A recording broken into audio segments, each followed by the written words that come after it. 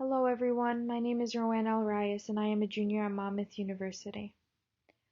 For my poster presentation, I would like to discuss the lost site of Johannes G. Hardenbergh's revolutionary home. During the American Revolution, the British were planning an invasion of the Hudson Valley in October 1777. The British had hoped to gain complete control of the Hudson River. To preserve important government documents, Governor George Clinton insisted that the records that were held in Kingston be moved immediately.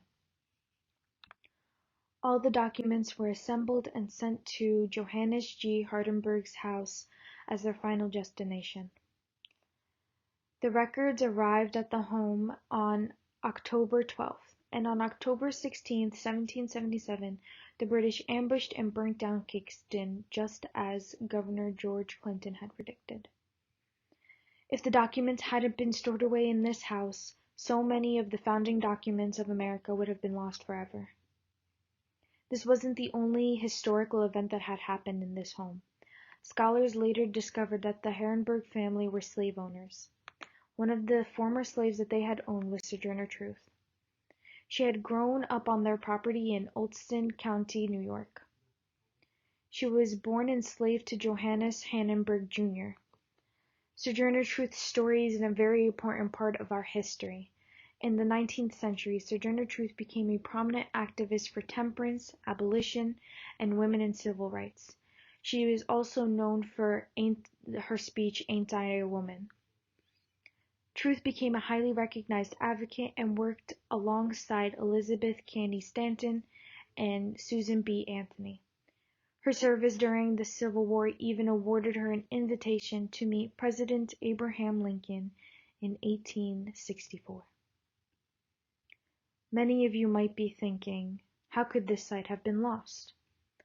Well, on September 5th, 1922, there was a meeting held at the home and plans were being made for its preservation.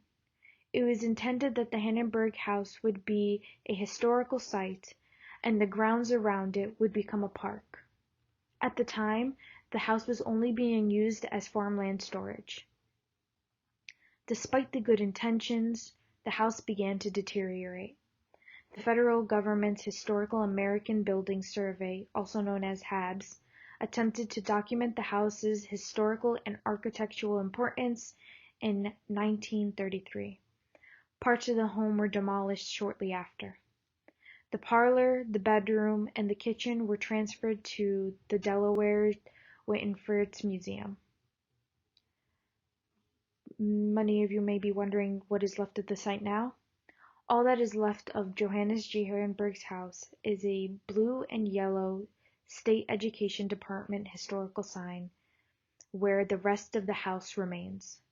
There is not much of the remains left of the home, and although the house had been lost, fortunately, the archival records preserve the site in its own way.